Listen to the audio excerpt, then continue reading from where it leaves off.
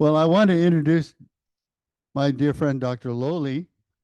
We are ministering at one of the hospitals and that Dr. Loli practices in, and I'm very excited to have him here.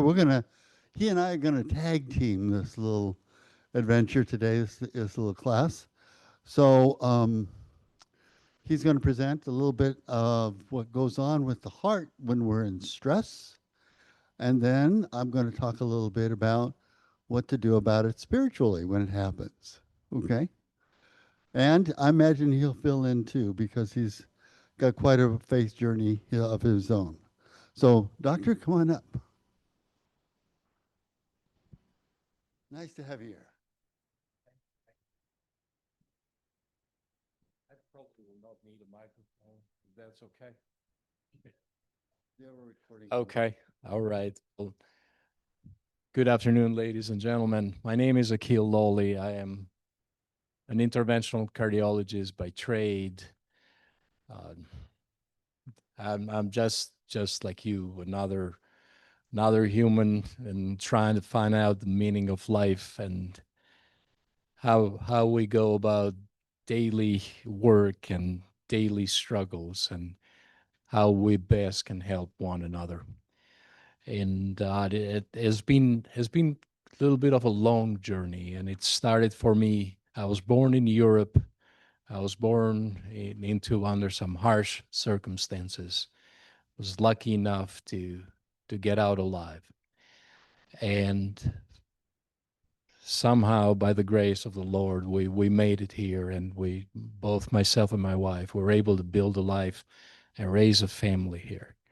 And I have been humbled and privileged to work at one of the hospitals here in Phoenix, Arizona. I work out of Arizona Heart Hospital. Used to work out of Banner University Medical Center when it used to be Good Samaritan, long time ago. And what what kept me going for so long in this job was nothing more than the culture that we had built in our own practice, which was one of availability and care for the patients, while understanding that not always you may be able to provide the best of the best. What you are able to provide at all times is to be available and sometimes simply to hold a hand with this patient. The when Michael asked me to come and become a part of these was quite a bit of an honor. And I called him and I asked him, "Do I need to bring some slides?" And then he said, "Forget it, and just speak." And thank you for that one, because otherwise I would have been in debt of my children. I am computer illiterate. I really am. I rely on them to actually set up my phone or the computer. And but well, it's one thing that Dr. Younger and I were talking is how our generation grew up slightly differently, grew up communicating with each other, and the younger generations that we are seeing now are having a hard time communicating with each other. Boys talking to the girls, girls talking to the boys, they both talking to parents, and has become a little bit of a generational challenge. And I don't have an answer for it. Well, hopefully that we all as society find a way forward to help this younger generation. I've got it. All right. So Michael asked me to go over some of the aspects of how do we see presentations of stress, anxiety, struggles in my field. It is quite complex, and it's most of the time not very much in plain view. And it differs from what we see in the clinic to the largest and the heavier aspects that we see in the hospital. In the clinic, a lot of times, what we see is these subtle signs of elevated blood pressure. The heart rate will be elevated at times. People will complain of a little bit of palpitations. Most of the time, they're unable to sleep very well through the night. And then as you dive down, you start asking, How's it going? How's the family? How are the children? How are the grandchildren? Things start lightening up a little bit.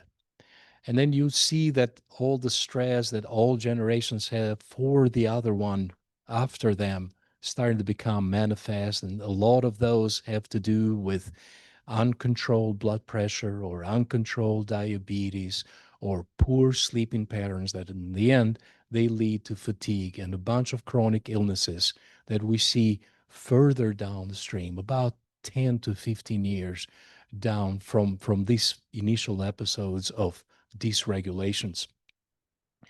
And then you start looking at the little bit of a more significant complications when you start seeing problems with the heart, when you're seeing problems with the blood vessels, or symptoms and uncontrolled blood pressure that will lead to probably at times strokes, mini strokes, or in the worst case, these degenerative changes in the arteries of the brain that eventually will lead to memory loss and also to dementia, one of the manifestations of dementia. And through all these years now, 30 plus years, what I can say with certainty is that people who have lived the longest have had two major things in common. Regardless of how they look and what sex they are, they have two things in common. They've always been smiling life and they always have had families around them. And according to Miss Bertha, who lived to be 104 years old, you should always have a slice of bacon in the morning and a shot of whiskey at night. And then, and when I was taking care of her, truth of God, I was a young man. I was younger than 40. And who was I to argue with her? She was sitting in front of me at 103, and she didn't need a walker. She only used the cane occasionally, and she was happy the whole time. She took two medications. That was it for blood pressure. So those were the common characteristics. And as you extrapolate from those, what made some of these individuals live longer, it was a simpler, less stressful life. Avoidance of bad things in life, avoidance of propaganda, avoidance of negativity, a simple purpose in life, loving one another, taking care of your family, kept these people going for a very long time. And I think that's a common characteristic, especially in a cardiology clinic, that we see quite a lot. Some some of these patients, very surprisingly, are not on any medications. Maybe one, maybe two. Some of them maybe take a baby dose of aspirin here and there, and they continue to live the life very, very nicely and very simply.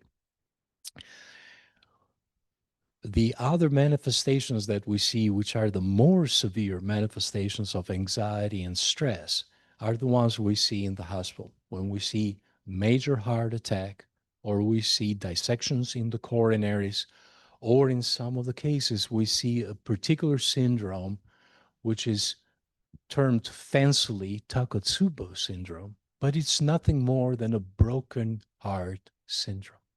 When we talk of it, it's a real phenomenon. The heart gives out and gives out because there is such a surge of adrenalines and such a surge of noradrenalines that it temporarily poisons the heart muscle and it causes it to malfunction. And thankfully, most of the time it comes back and people regain their function. But it is one of the more severe manifestations that we see.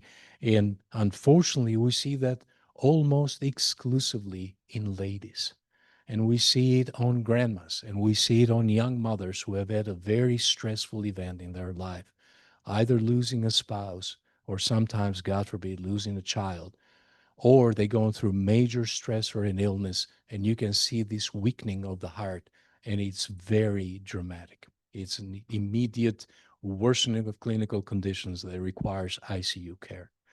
We also see that during periods of stress, sometimes when the weather is bad, sometimes when there are natural catastrophes or national crises, we see this increased incidence in the amount of heart attacks that we see in the hospital.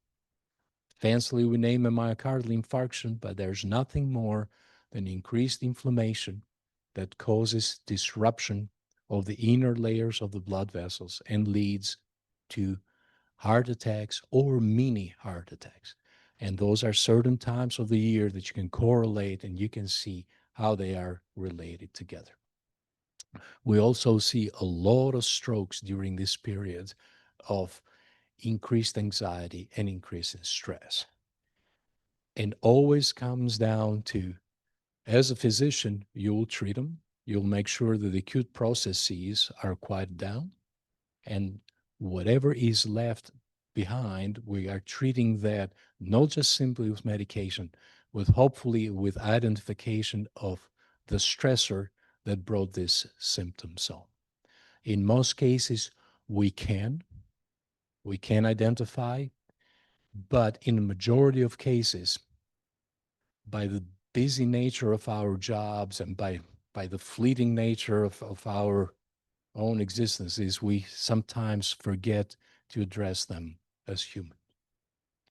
And that's the part where, at least later on in the last decade or so of my life, I've come to appreciate how important it is to have the chaplains in the hospital, how important it is to have someone else who can come in and sit down with the family and calm the family down. One of the biggest worries that we have as physicians, especially when one of the spouses passes, is the other spouse, being that the male or the female. As what we know, and Tina, correct me if I'm wrong on this statistic, but I don't think it's changed. What we know is that once one passes, it's about 50% chance of the other following within about 12 to 18 months. And it breaks your heart. And I don't think that has changed much recently, especially if there's been a long period of marriage and living together. So it for us, it's not just a person, but it's the whole rest of the family that we truthfully worry and need to follow up on. And then that's where we start seeing that having the chaplains involved, identifying what the beliefs are and how we best can address those beliefs and be helpful to the patients and their families comes to play a significant role. I'll I'll stop here and I'll take any questions if there is any.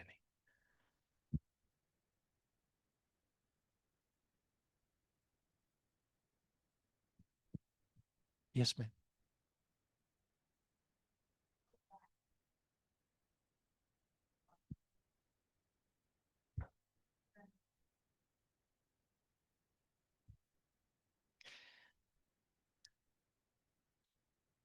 I strongly believe, and that's probably because I'm a little bit older, but I strongly believe that life was a lot simpler before cell phones, before internet.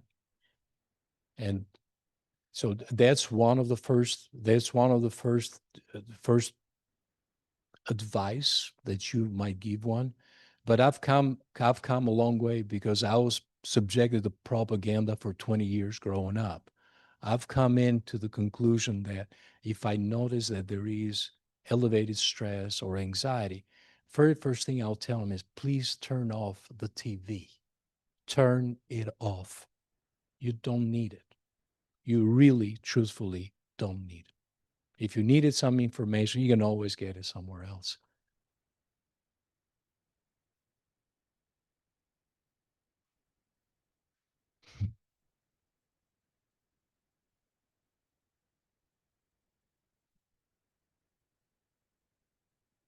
I only know one number by heart, Mrs. Loli's number. That's it. I don't even know my children's phone number, truthfully.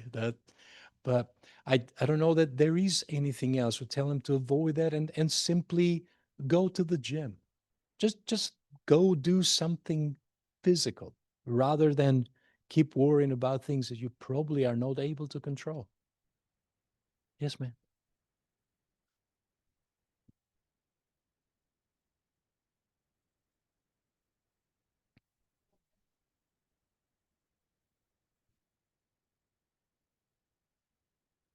Yes. Yes, it would.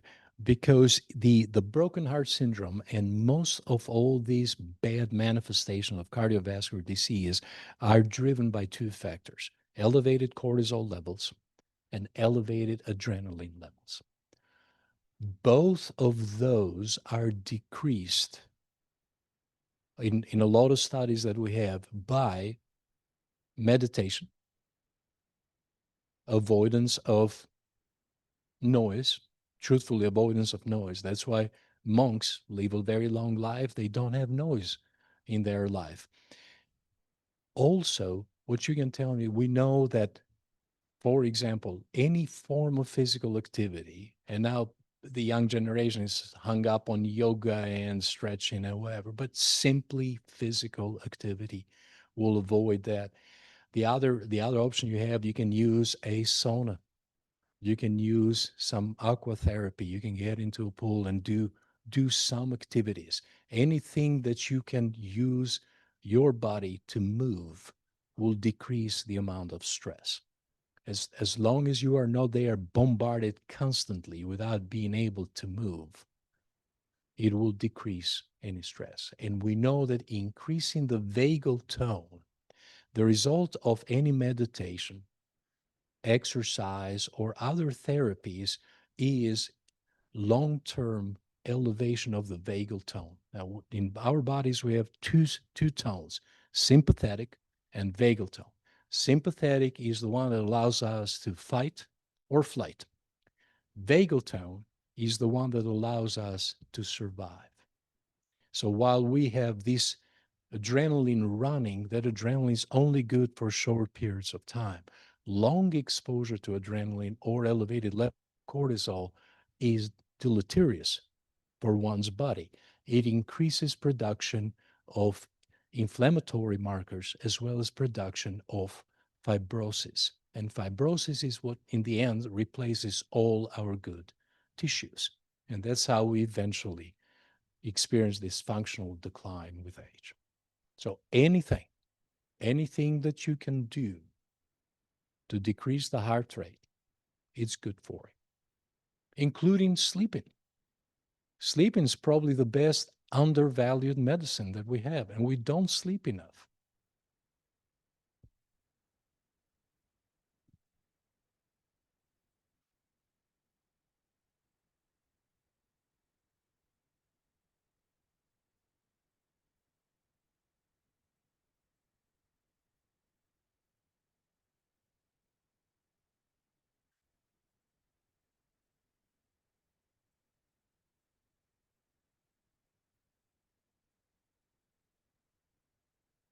Get rid of the phone, live longer. And actually, I'm going to finish with one thing. There is one lady who's 109 years old, and this is down there. She's the longest living human on Earth. She's about 8 tall, and almost exclusively, they're all females. Her secret: avoidance of people. I'm not making this up. Check it out. I think she's somewhere in France or Spain, somewhere in there. So she lived a long life because she avoided all people.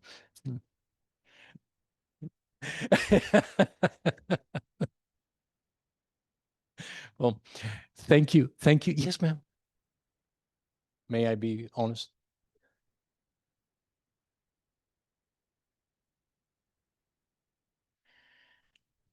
The amount of medications, the average amount of medications for the average American retiree has increased from about 4 in 1980s to about 11 right now. Anytime you go to a physician, you are offered in average 2 to 3 pills.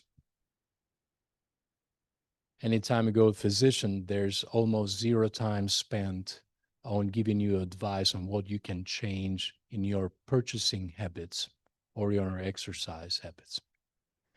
Every time that you go to a physician, most of the time, they will run a calculated risk score on you based on a pool of data from people that you have never known.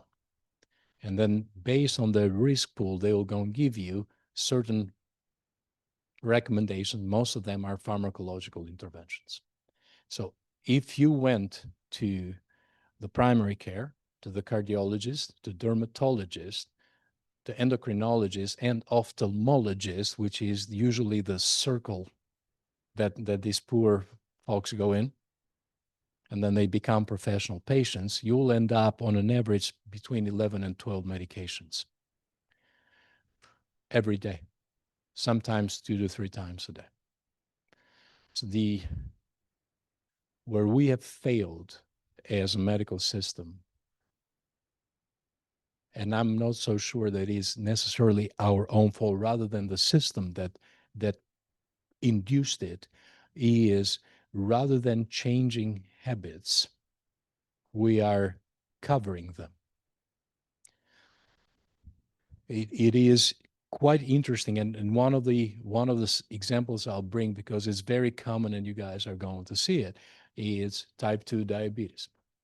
Well, type 2 diabetes is nothing more than inability of your own body to cover the sugar intake that you have. That's it. You're eating too much sugar and your body cannot produce fast enough and get it in. And if it does, then the adipose tissue follows and that repeats the cycle. So rather than addressing that problem, what we're doing is we're giving you 2 pills to lower the glucose level for the next 5 to 10 years, and then Lord knows what's going to happen near your level. So we have failed in that regards, and what has caused that part of it for us is constraints of time and pressures that we face in everyday life from bureaucracy. So I have managed to turn myself into a data entry specialist. I order medications. I find where the pharmacies are. I am a scribe of the very poor quality. My notes are very short, and I thank God there's a dictaphone in there, and I can put them in. But that's what we're done. In addition to increasing the load that they give on you. So now they're all these extraneous pressures upon physicians to fulfill rather than taking care of people. On the other side of the coin is that there are pressures on the population to engage in certain behaviors that are not good and conducive to good health. They're just not. And if you believe anything that you see on TV, you're going to end up eating 5,000 to 6,000 calories a day. 4,000 of those are going to be empty, and the other 1,000 are going to be not natural ingredients. I'll be gentle. Not natural ingredients. If you looking at some of the medicine textbooks 120 years ago, there were maybe 20, 25 compounds that humans will eat on a daily basis. Some grains, some butter, some meats, some fruits, some vegetables. If you walk in the supermarket today, 90% of those foods did not exist 100 years ago. That's me being blunt, and I don't want to lose it in there. But what I can advise is the following: live simply, eat simply, stay hungry, and you'll avoid a lot of cardiovascular disease. Most of the problems arise when we satiate ourselves and we get stuffed and we feed this bad cycle of insulin release, deposit of the conversion of the sugars into fat, deposit them into the belly fat, and then the cycle just keeps feeding on. Eat simply. Eat simple ingredients. Cook your own meals. We don't dig trenches anymore. We don't pick our harvest anymore. We don't do many things anymore. We sit down and we watch an iPad, or we sit down and watch TV. We really don't need 2,000 or 2,500 calories a day. We need load less than that, unless you're a construction worker, or you're laying pipes, or you're the gardener. The rest of us probably don't need more than 1,500 calories a day. That's the truth. We like to eat them. We like to eat them. We like to consume them because we get a sugar high, and the sugar high is the same as nicotine high, same as alcohol high, same as cocaine high. It's the same. Sugar is a drug, and then that's what's it's one of the problems that we are facing. We can't control it, and it's being pushed upon the society via TV ads or other advertisement in magazines. And then we have become a very sedentary society, but we have forgotten that the calories that we ate before, we don't need them anymore. And again, people who live the longest and avoid stress are people who are seriously skinny. They're not underweight, they're skinny. Their normal BMI somewhere between 20 and 23, which is normal. They are of normal height most of the time, and most of them have had a very active lifestyle. They either walked a lot, or they took care of flocks of sheep, or they were working the land, or doing something physical with their time.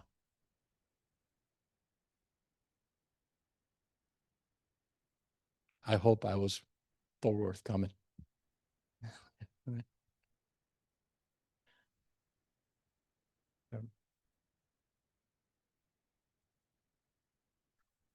Michael, thank you.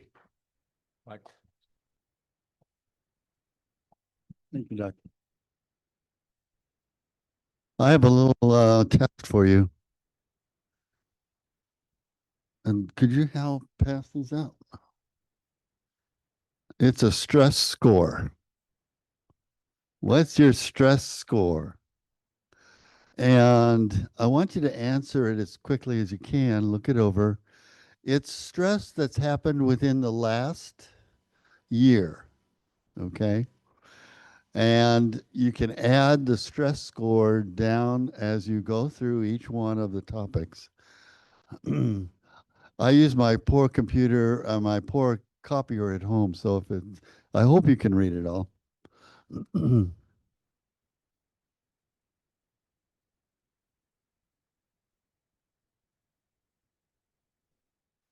I believe so. It's within the last year.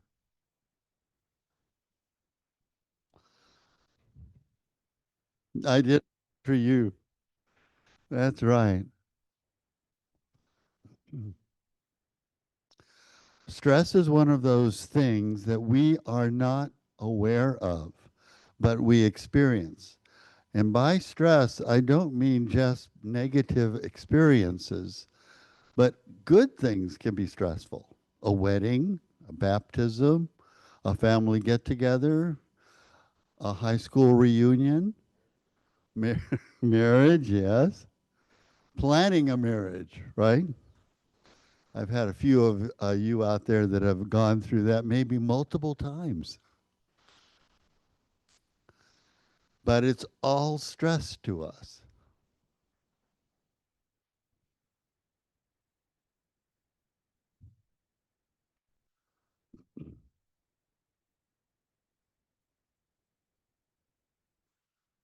And stress leads to anxiety. One of the greatest anxieties we men don't deal with very well is anxiety that is performance driven. I found myself, I'm wondering how many people are coming. Am I okay? Did I do it right? Did we get enough of the PR out? How did we do? So performance. And another kind of anxiety is what I call anticipatory anxiety. Anxiety of what might happen or what could be. Do you ever ask yourself, what ifs? What ifs are anticipatory anxiety. What if this happens? Well, what if that happens? Well, what if the sky falls down? Who knows? So anxiety often is unrelenting. because it has the unknown. And human beings generally like to know what to anticipate or to expect.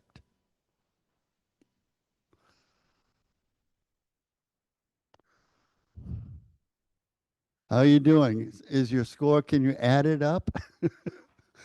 I'm going, when I fill this out, I'm going, oh my God, I think I did this just after my wife had died. So I was right, like number one, you know. I mean, it's the highest stressor, right?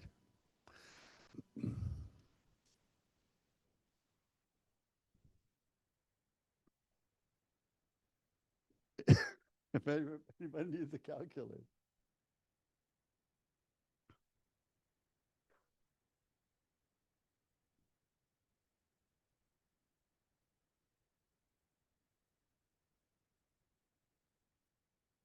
How we doing? Is it out of reach yet?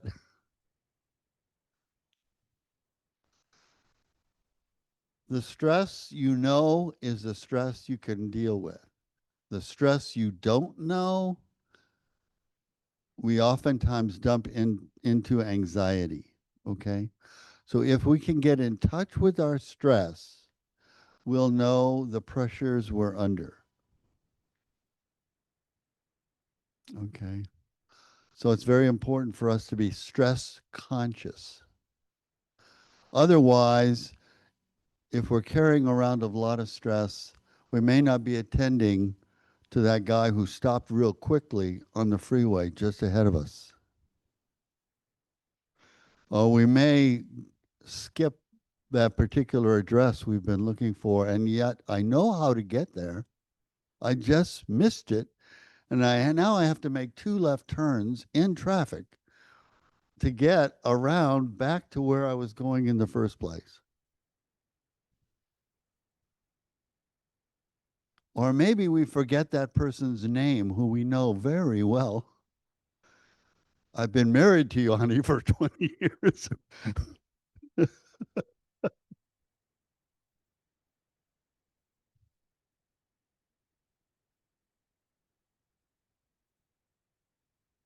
I'd like you to do something a little different right now. If you've got a chance to fill that out and add all your score up, I'd like you to find one other person to share your score with. Could you do that? I'd like you to do one more thing before you, as you've had a chance. I'd like you to write one other thing down there that's not on the list. I'd like you to write one more thing down there that's not on the list. And I'm going to give it a higher mark than you might think. It's the anniversary of a death. Okay? The anniversary of a death. In other words, if someone who you were close to died today 10 years ago, that's still in your unconscious. And we all have something called anniversary anxiety. And anniversary anxiety is an upcoming memory of a death, even a birthday, a day where we were traumatized, perhaps, or a situation. So put an anniversary and put about 50 points on there. If you have an anniversary this year of something that was difficult, we remember anniversaries like the year I was married, the day I was married, and reminds me in case I get forgetful, right? Okay, let's continue. Well, we can do a stress inventory every day if we want to. We don't have to be as this dedicated to it in terms of so many things, but we can do a small test, self-test of where your or my stress level is at the end of the day, before you've eaten or even after. Just take an opportunity every now to check out, do a self-diagnostic, as they used to say on Star Trek, right? Do a self-diagnostic and find out how much stress you're carrying around in each day. How many times, for example, did I deal with an emergency? And for doctors, that may be often, but if you've got 4 kids, that's an emergent situation waiting to happen, right? So those are concerns that we carry around with us during the day that we may not be aware of, but our body is keeping score. I want you to know that your body keeps score. And the higher your score, the body says, don't forget I'm here. Don't forget I'm here because it's going to hurt somewhere. And you'll go, where did that pain come from? I didn't have it until just now. And so when our body keeps score, it's trying to tell us something, isn't it? It's trying to tell us that we're stressed and anxious, and we better pay attention. So first of all, keep in touch with your body. We forget that we've got all of these moving parts. We just oftentimes think they work supposedly well, and we only think about it when they're not working so well or when there's pain. So what I'd like you to do for number one is to be aware of your stress and feel what's going on in your bodies, okay? Or for me or my body, okay? Number two is listen to other people. Listen to them. I don't know how many times, of course, maybe it's just my personality, but they say, Father, you look tired. I do? Yes.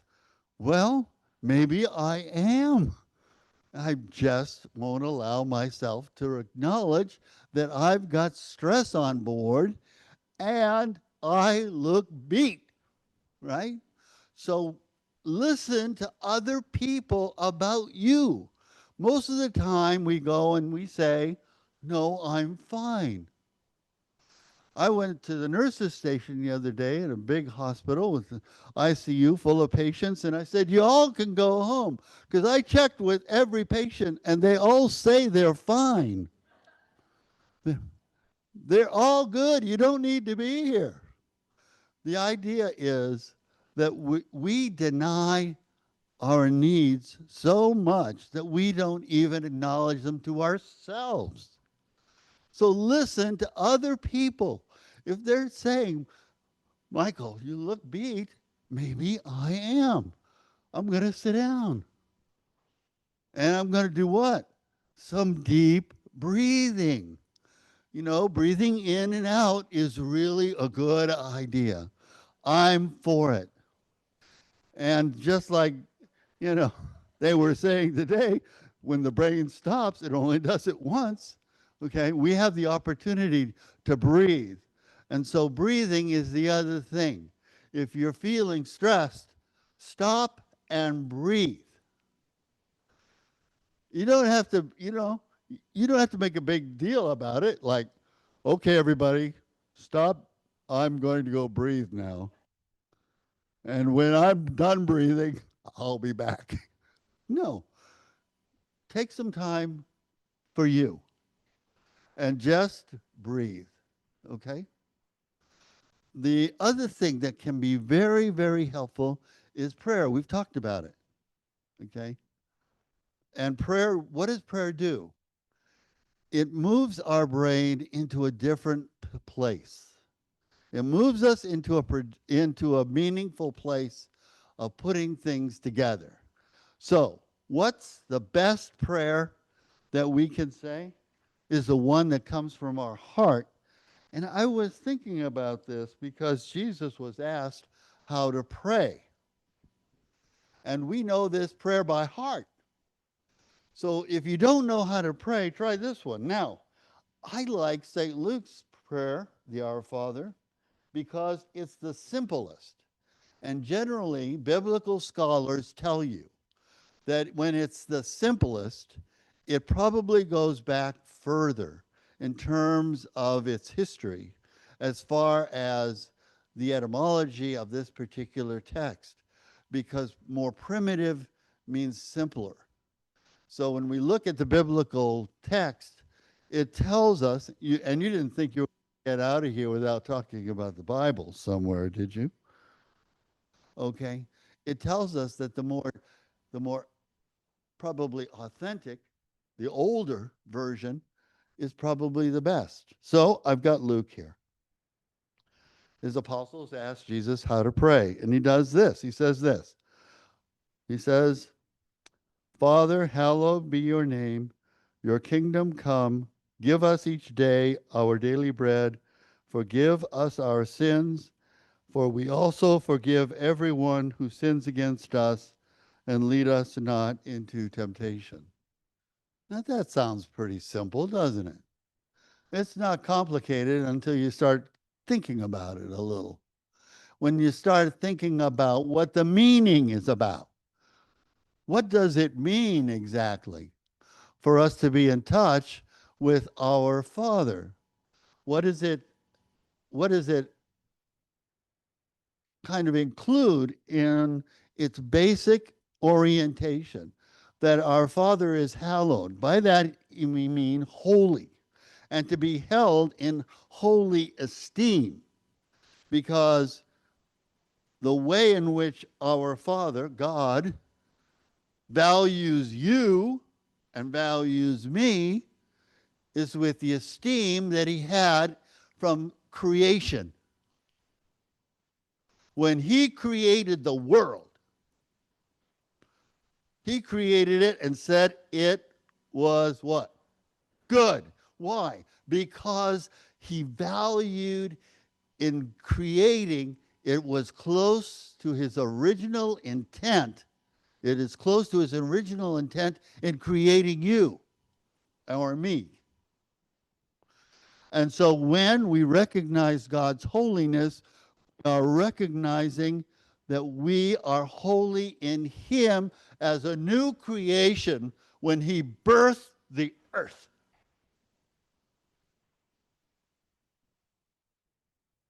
And brought everything into being from nothing. And he poured out his blessings upon all things, because in all things God's creative power is being manifested right now. It puts us in a position where we recognize meaning and purpose. For God said it was good. And so are you. So we begin at the beginning of our creation, of our newness. And then, thy kingdom come. What does that mean?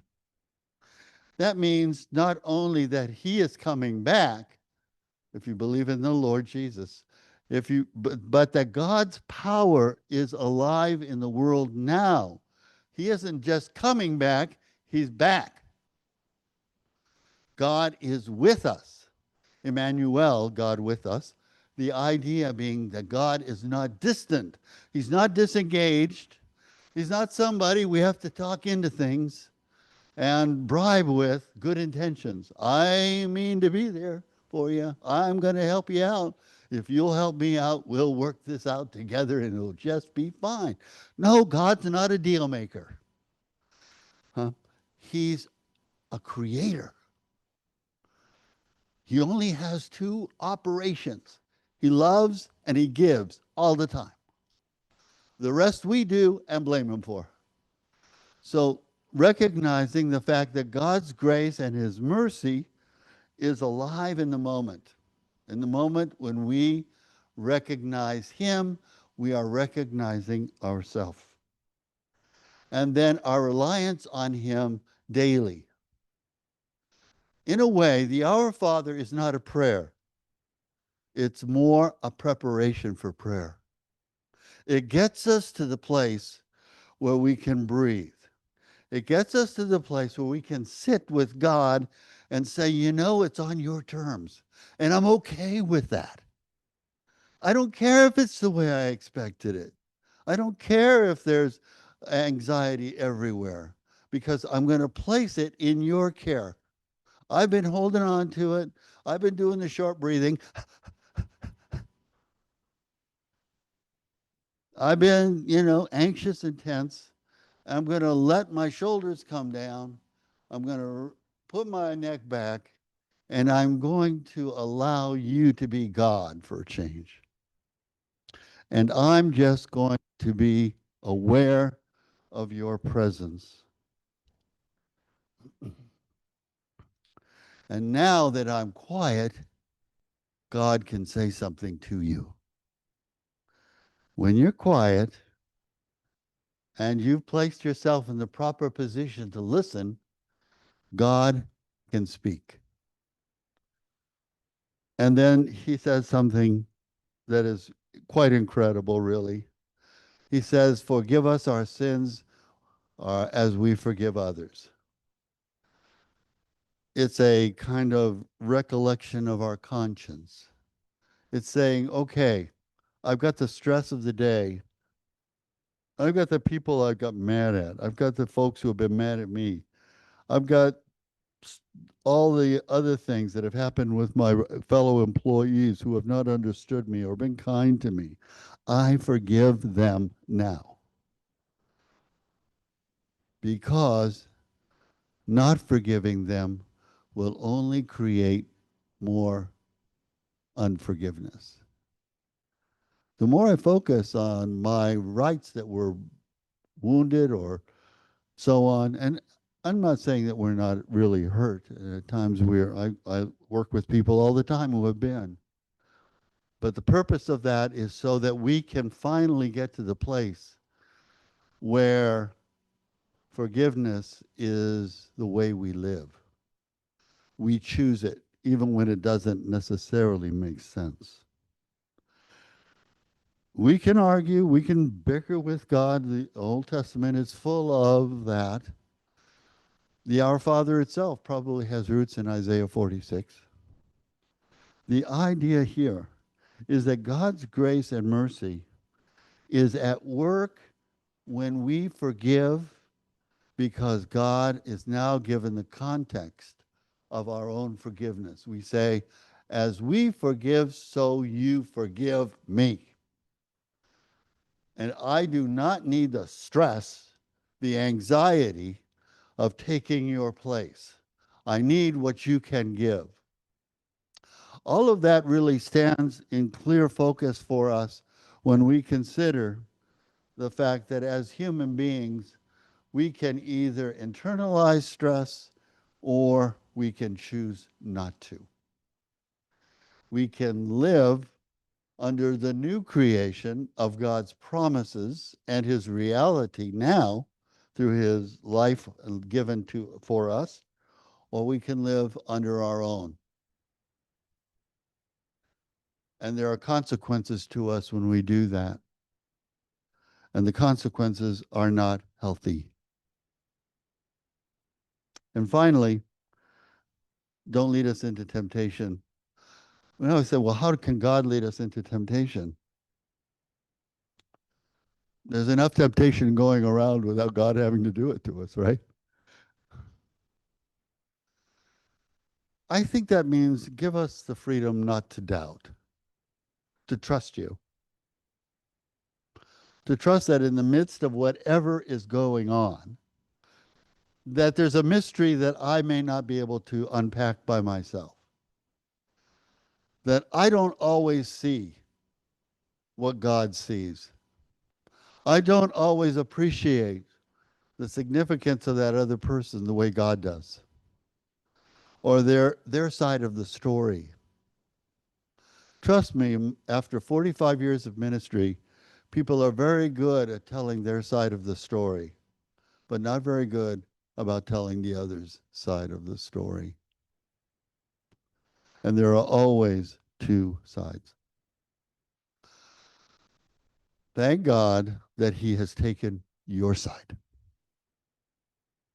Thank God that he's taken my side. And that what is lacking is my trust and confidence that he has the very best intentions for me and for you.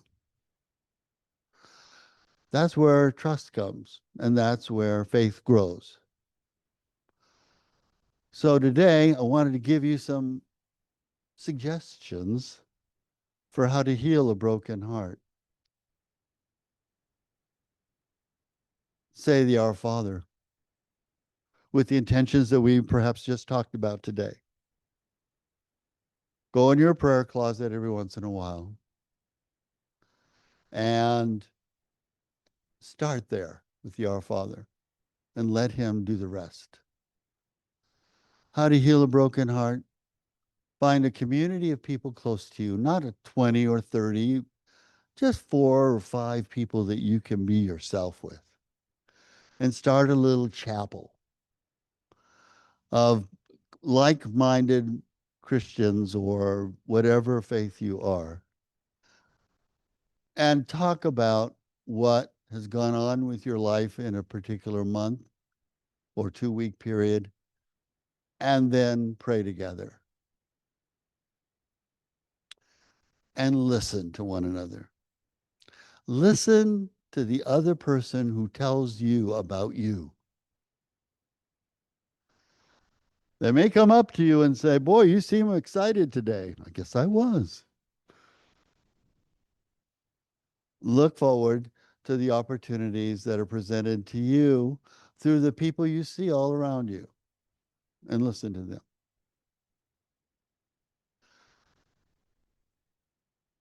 I think that's about all I have to say. All right. Any thoughts, feelings, attitudes, or intentions that you want to share?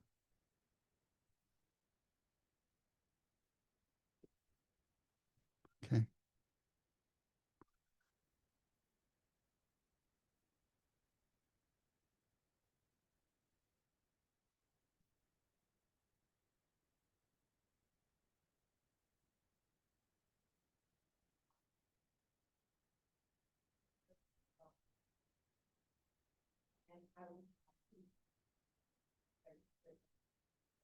Amen. Wonderful. Thank you for that. Consider the lilies. Some of the books I would refer to from this little conversation today um, are by Johann Metz, Divine Providence. Anything written by Paul Tournier, Guilt and Grace. All of his works are tremendous. And my book, Living in the New Creation. So thank you very much for being here.